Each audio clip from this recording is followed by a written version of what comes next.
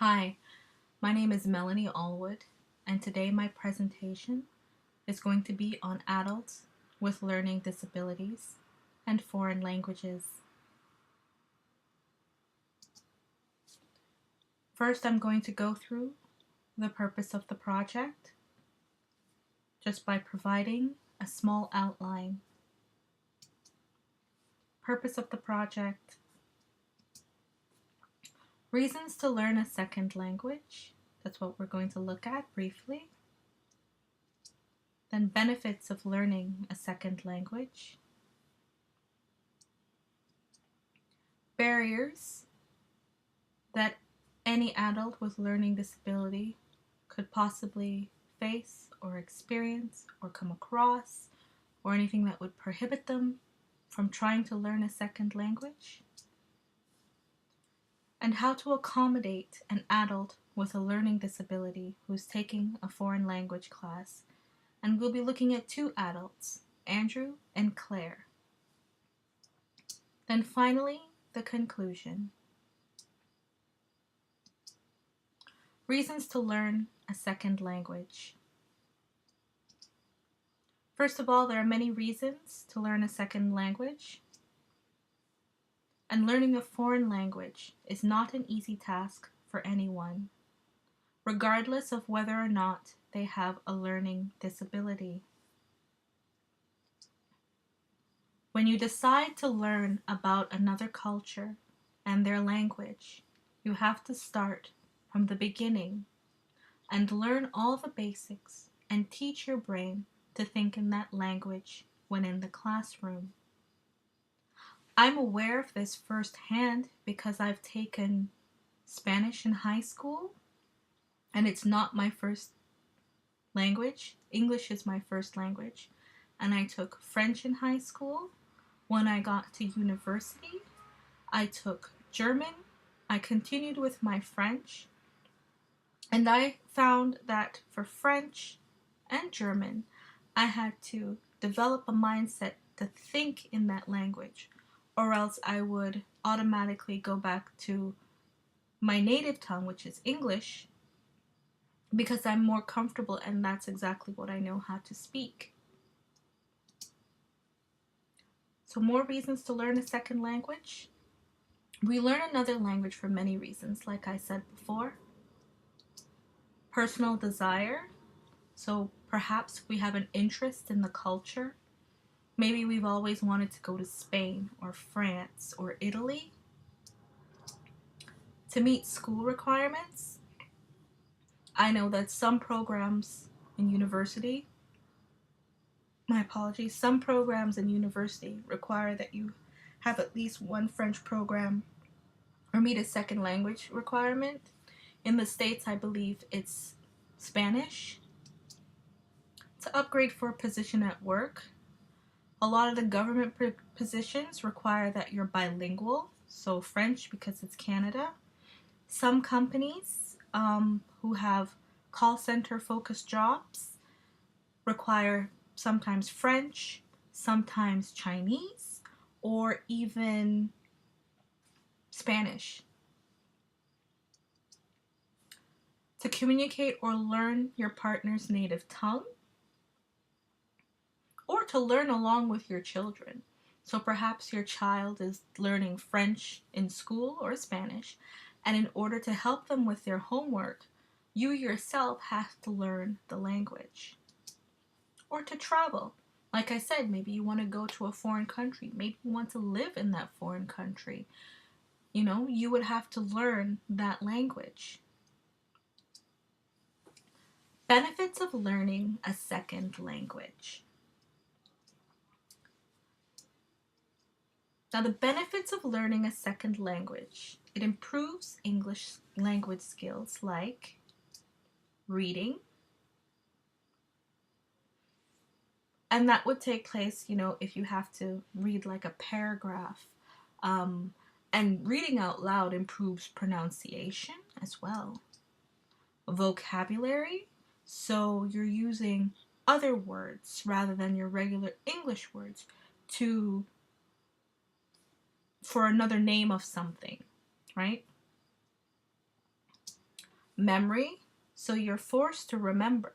Because keep in mind, this second language most likely might not be your first language. So you have to remember what the vocabulary is, what the conjugations are, what the masculine and feminine meanings are. And I had to do this for German, French, and Spanish. Writing. Grammar, what I found was that English grammar, at least when I was growing up, English grammar was not taught in the schools in English class. So I learned a lot of my writing and my English and my grammar from French. I found that that was closest to English grammar. Now, before getting here to Canada, because I'm not native Canadian, we had English grammar in school in Jamaica, and I have English grammar and vocabulary books. But when I got here, I noticed that that wasn't evident or prevalent or existing in at least not the schools that I went to. So I found that writing, whether it was French or German or Spanish, would was um was helpful when it came to English language. And what I also noticed is that French and German are a little bit closer to English language grammar, whereas in Spanish you're missing a couple of tenses. Oral communication also helps you, you're speaking to someone, you're learning how to speak to someone. Um, Perhaps in English we often use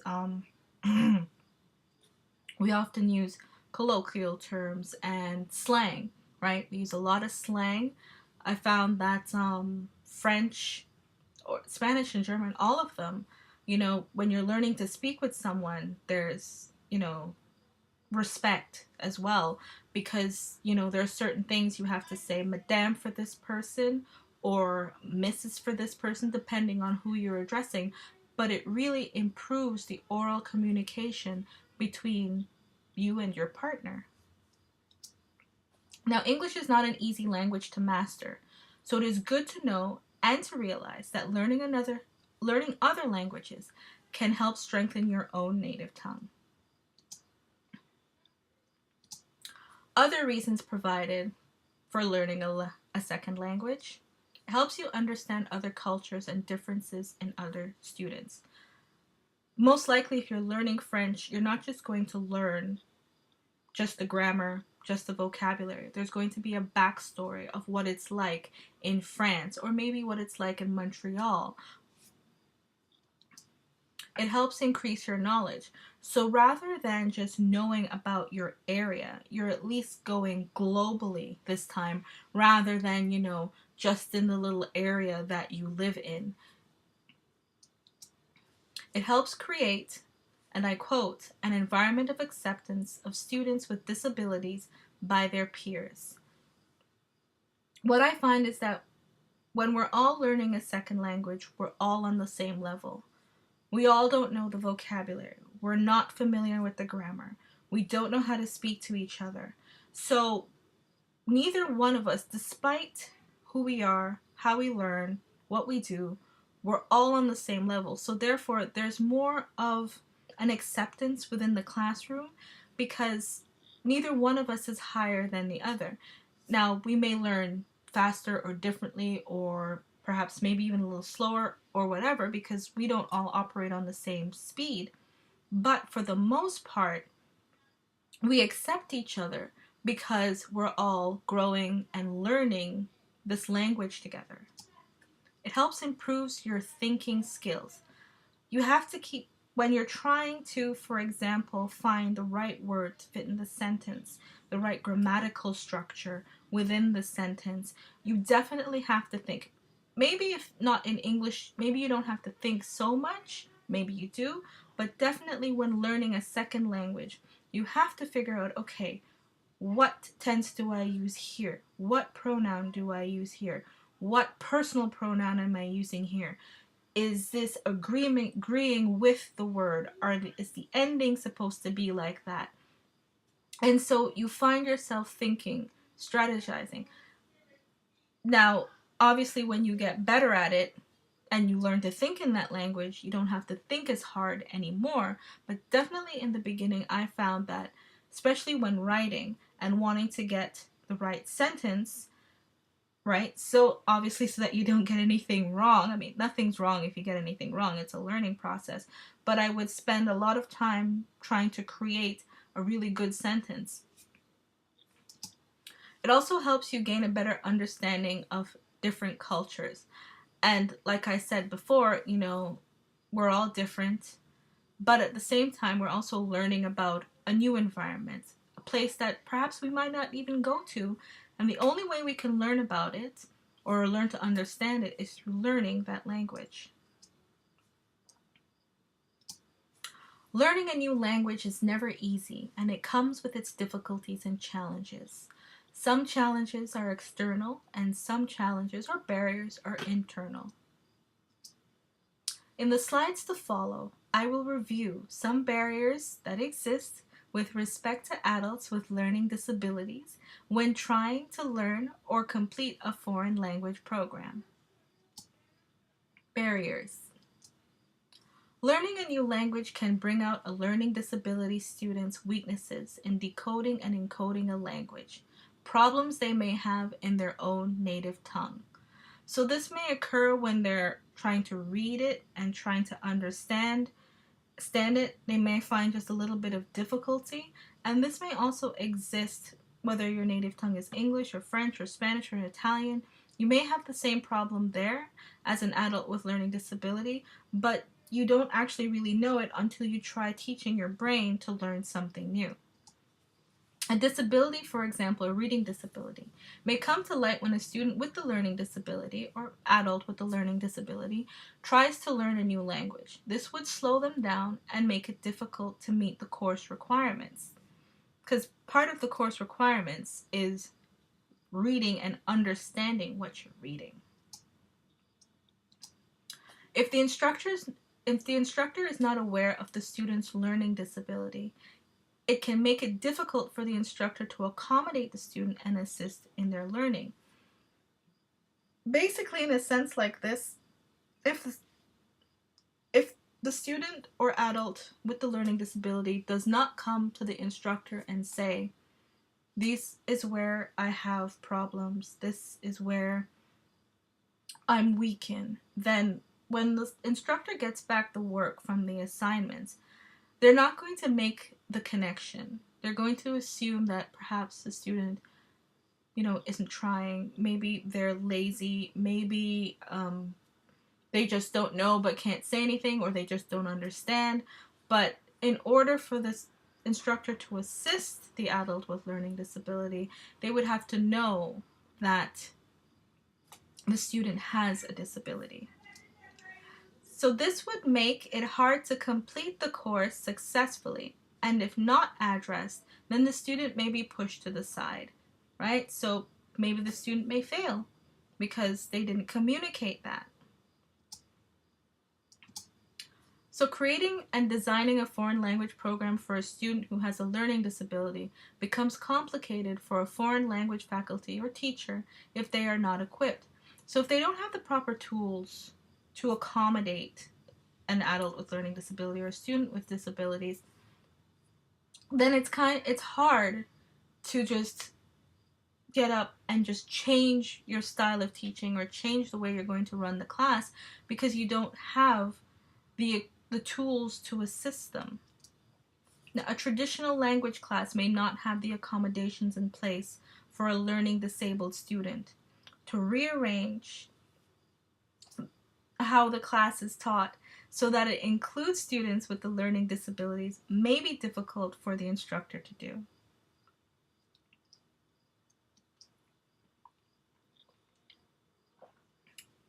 Also, there's a revelation that the student has a disability can in some cases set them back and make it difficult for them to complete a foreign language course or program. The mindset of the instructors, schools, parents, or even the students can also negatively block the student from learning. So if you have it in your head that you're not going to make it, that regardless of what you come up against, there's no way you're going to be able to complete this. That can negatively assist you as well. You know, if it's somebody that's younger, because I know that it mentions parents, then, you know, that support at home that you don't have would help you, would negatively block you as well. Whether it's a young student with learning disability or an adult with learning disability, the mindset of the instructors in the schools has to be positive. If it's not positive and it's not accommodating or accepting, that can also, you know, help block a student from learning as well. So there is a sense that students with disabilities either do not have the skills to learn foreign languages or that foreign language is not important for their education. Some educators may believe that time spent in a foreign language class can detract from needed opportunities for life skill instruction. So most likely, you know, if the thought of the educator is that, okay, I believe that this person or this student or this adult would be benefit their time if they spent their time developing this skill. Because really, if you look at it simply, how is learning how to say a pencil going to help that person? But then that's a very minimal way of thinking. You know, your thought process or the educator's thought process is putting that student in an area where they may not want to go. Maybe, you know, perhaps learning how to say different things will help the student. In other words, it is more important to teach a student with a learning disability something that will assist them with their everyday tasks rather than teaching them a foreign language. Some adults with learning disabilities can be reluctant in pursuing a foreign language program or any additional academic program because of past educational experiences. So perhaps when they were in school, maybe they were pressured to say something, they didn't know the answer, they were made to feel embarrassed, which case you wouldn't put your hand up again. In fact, you would shrink back and hide. Low self-esteem. Again, if you don't believe that you can do this, you don't think that you're capable, that can hinder you as well. Undiagnosed learning disabilities. Not everybody knows that they have a learning disability. Sometimes they blame it on the most random thing, you know. Okay, yeah, they're getting old. Or maybe even, oh, that's always been happening, you know, it's just something that's happened. You know, they joke about it and so forth because, you know, when you say that you have a learning disability or you're diagnosed with one, you know, there's a certain stigma and you don't want to be pointed out, right? General lack of understanding in educational programs that disabled adults are capable. So basically, what exists outside the classroom? So when we don't, so if they're not aware that outside the classroom there are programs or help available to them, then that's also going to discourage them from taking an academic class, particularly a foreign language class as well, because they're going to need help outside of the classroom. And if you think that you're not going to get help outside of the classroom, then it means you're going to be doing everything on your own. So you need that support system. So you need to, as an educator, have a general understanding of educational programs out there for them. It's very essential. At least be able to show them where they can go for help. It is a difficult task in and of itself to learn a new language. It is also a challenge to teach anyone, let alone someone with a learning disability, a new language. How do we as instructors accommodate and incorporate this individual or any individual, you know, or individuals so that they feel comfortable learning the language and do not feel ostracized or ashamed of their disability? Now this brings us to the other part where we will meet two students. They're fictitious, but for the purpose of this project, I created two students with learning disabilities. And I'm going to use research to back up how to help them, right? So they're going to be learning a foreign language. Foreign language is Spanish. And the two students are Andrew and Claire. Now, how to accommodate an adult with a learning disability who wants to learn a second language. So meet Andrew. So that's Andrew. Says, "Hi, I'm Andrew. I am shy and I have low self-esteem. I have some learning disabilities I do not want you to know about." So despite Andrew's very happy grin, Andrew actually just doesn't want you to know about his disability. Now, Andrew has been working for the same company for 15 years and has a lot of potential to get a better position in the company. Andrew is an adult who has learning disabilities, and it has affected his progress at work.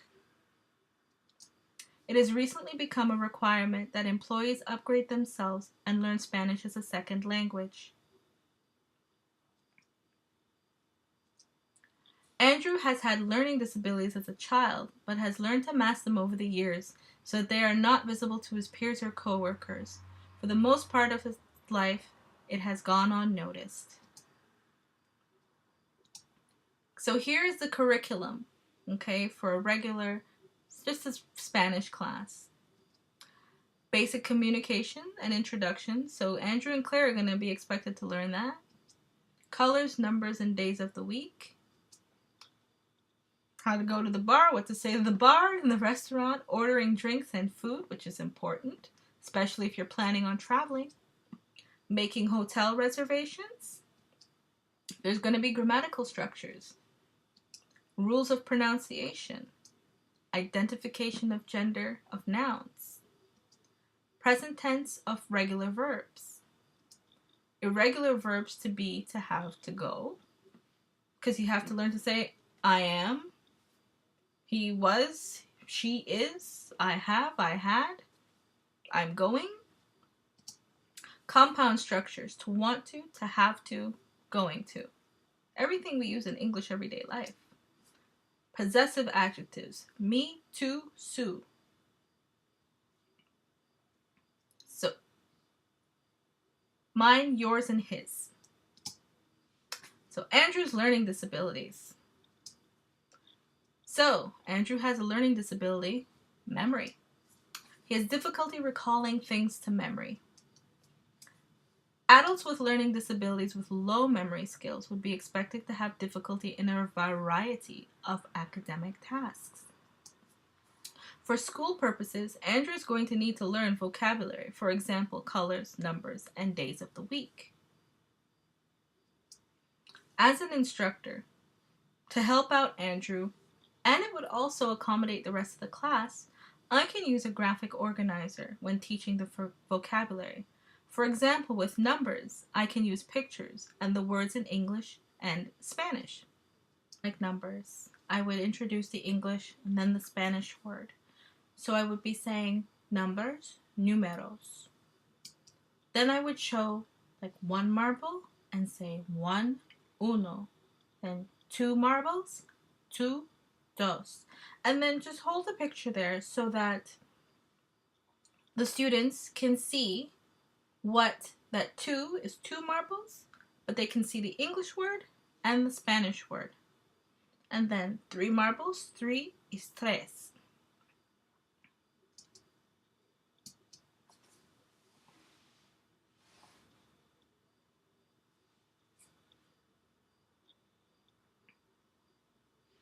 So this would, allow the students to see what the number one looks like. What it is in English, what it is as a picture, what it is in Spanish. This would be beneficial for all in the class, as the adult with learning disability would be able to see the words and associate it with the category. Flashcards would be another helpful tool that I could use to teach vocabulary. For example, for learning animal names, I would show a picture and say the English word, followed by the Spanish word, so that the entire class can follow. For example, animals is animales. So I would say animals, animales. I would show a picture of this cat and I would say, show the picture of the cat and then say cat and then el gato. So that you see the cat, yes, you think cat in English, but then what is it in Spanish? El gato. Another idea for teaching vocabulary is using a story format. Children's books are very simple and have a lot of vocabulary. They also have pictures to go with the words. As a teacher, I can read the story out loud and pause on each page and explain the vocabulary.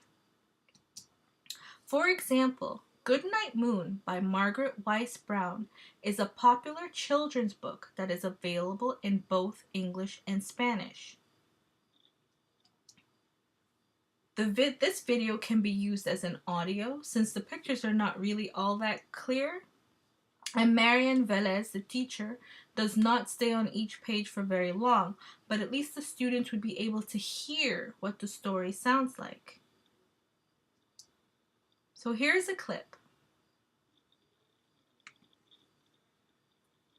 of Goodnight Moon.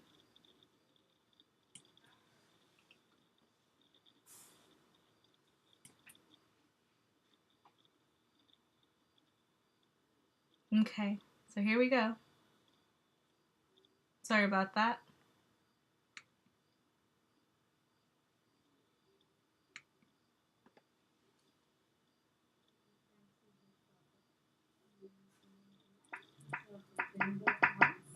And I'm going to be reading Goodnight Moon by Margaret Wise Brown. Pictures by Clement Hurd. And I'm going to be reading it in Spanish. Buenas noches, Luna.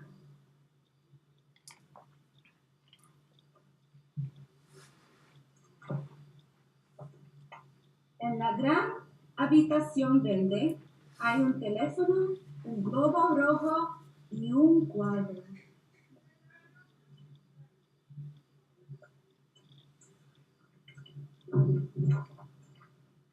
De una vaquita que salta sobre la luna y otro más con tres ositos sentaditos en su silla.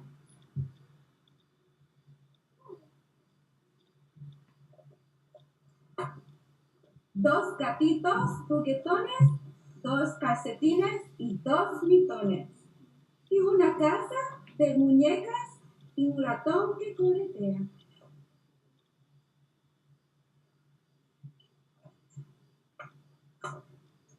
Y un cepillo y un gran peine y papilla en un tazón. Y una amable viejecita que teje muy calladita.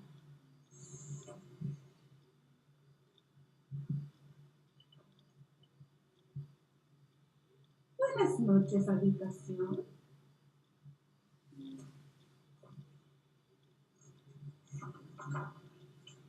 Buenas noches, luna. Buenas noches, vaquita que salta sobre la luna.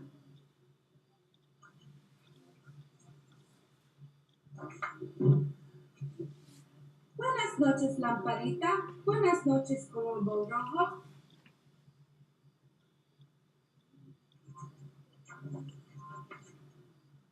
Buenas noches, gatetitos juguetones. Buenas noches, lindos mitones.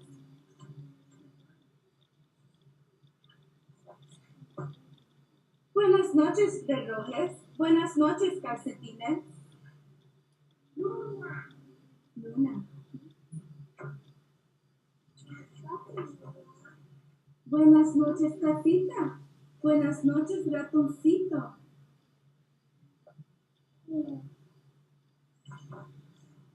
Buenas noches, peine. Buenas noches, cepillo.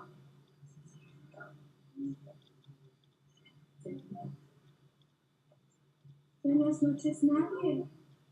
Buenas noches, papilla.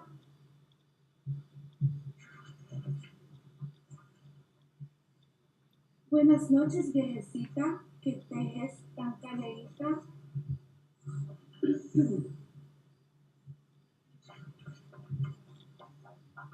Buenas noches, estrellas. Buenas noches, cielo.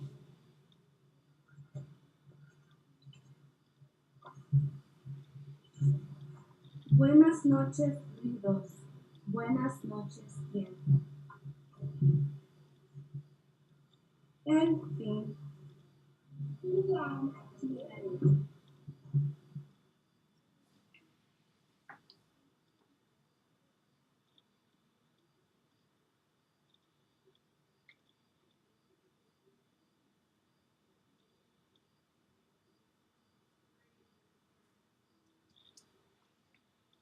Okay, so that was the reading of Goodnight Moon. Now, what I would do, now as a teacher, I would read the English word first and then the Spanish word so the students can make the connection.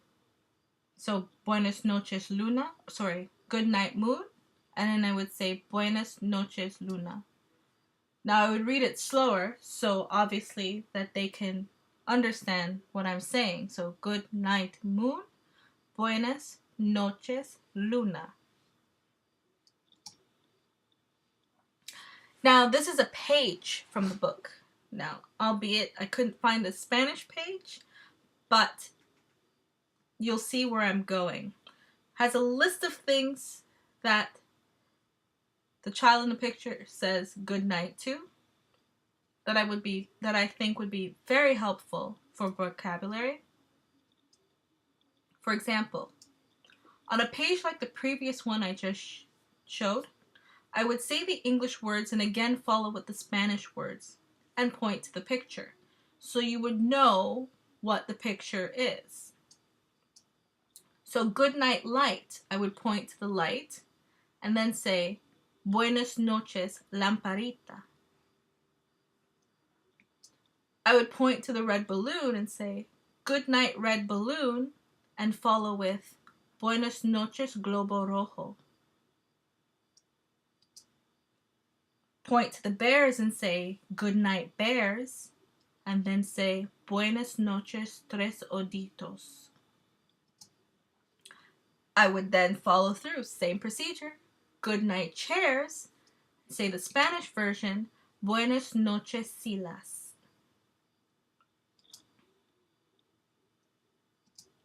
Now, in these four little lines, the learning disabled student or the adult with learning disability, or the entire class basically, would have learned at least 6 new words.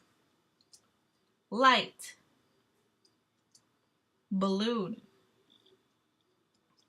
bears, chairs, red, and the number 3. And that's just from that one page, and that's simple vocabulary.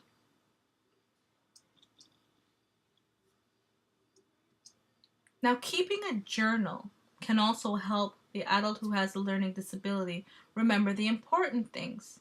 So, as part of the class structure, I would encourage all the students to keep a journal, and this would give them vocabulary practice as well. Writing at their own pace doesn't necessarily have to be handed in for marks, could probably review it, not as a class, but just to see and to guide them.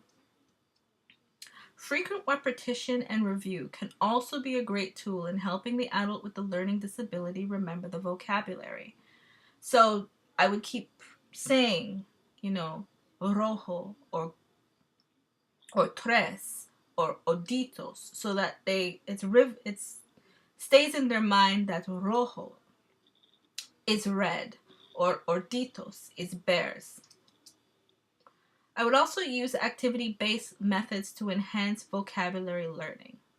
Now, what I used to do when I was trying to master German, because it has a lot of tenses, what I would do, and I found very helpful, I would put the categories on my wall. So masculine, feminine, and the remainder on the wall.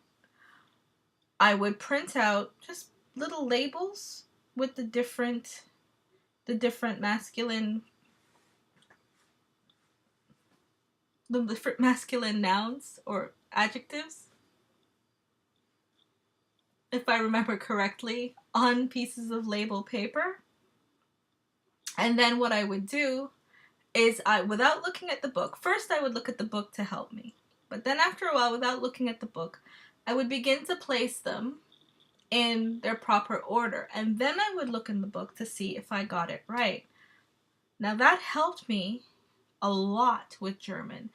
And it also helped me when it came to the test because I already knew the area based on the category where they all belonged. So I think that would be an excellent tool to use in a classroom. It doesn't matter. You can also do it at home. It's something you can practice at home. It doesn't take a lot. Just very little cue cards. You don't even have to print it out. You can write it yourself. But basically, we put, categories: masculine, feminine, plural. And then you would list everything under it. And it worked for me. Computer-based vocabulary programs. Some people learn better by using computer-based vocabulary programs. And in some cases, you have the word, then you need the vocabulary, the correct word beside it, so English and then Spanish. And then it would automatically tell you whether you're right or incorrect.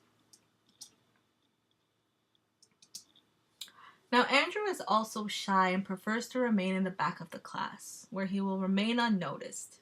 He's not very confident and he has low self-esteem. So as the instructor, there are a few things that can be done or that I can do to help Andrew feel more included in the classroom.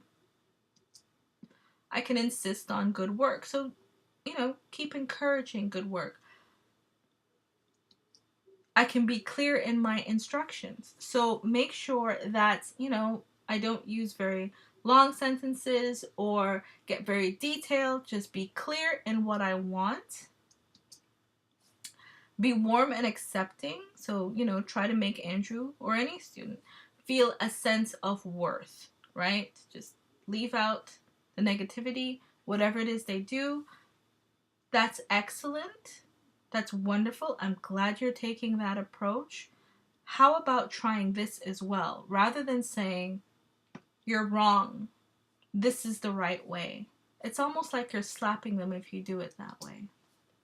Call the student by name before giving them instruction. Andrew has a name. He is a person. Shouldn't be doing you there or the one beside the girl in the red sweater. Call them by name. Andrew, here's what I would like you to do. Or have the student work with another student or a small group of non-threatening students. So that would help with making Andrew feel inclusive, right? But also comfortable, right? Because he has to work with others. At work, he has to work on a team eventually. Encourage voluntary responses rather than selecting the individual to answer a question. So basically, if I'm going to ask a question, like, okay, how do you say bears in Spanish? Can anyone tell me?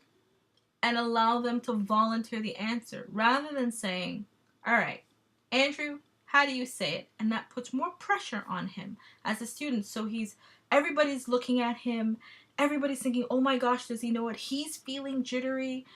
And, it just makes him want to not participate more. Okay, so the goal of these points is to make any learning disabled student feel a part of the class, and the hope is that this would encourage them to participate more when called on to provide an answer. It is important as a teacher to adopt an accepting attitude for all students, as well as nurture the interests and attitudes of the students in the class. Projecting a warm and welcoming attitude should encourage the same attitude from the learning disabled student and perhaps draw them out of their own shell. It would make them more comfortable approaching the instructor or even another student. Meet Claire. There's Claire. My name is Claire. Please don't ask me to read a lot and pick me last for questions. That's how she's feeling inside. Now, Claire is taking the class for personal reasons. She would like to travel and perhaps get a job as an air hostess. Claire is never on time for anything and is a very slow reader. She chose Spanish because she always loved the sound of the language. So how do we accommodate Claire? Claire has difficulty making deadlines and has always been late for school or even places she has worked in the past. Being in the foreign language class comes with doing assignments, deadlines, and tests.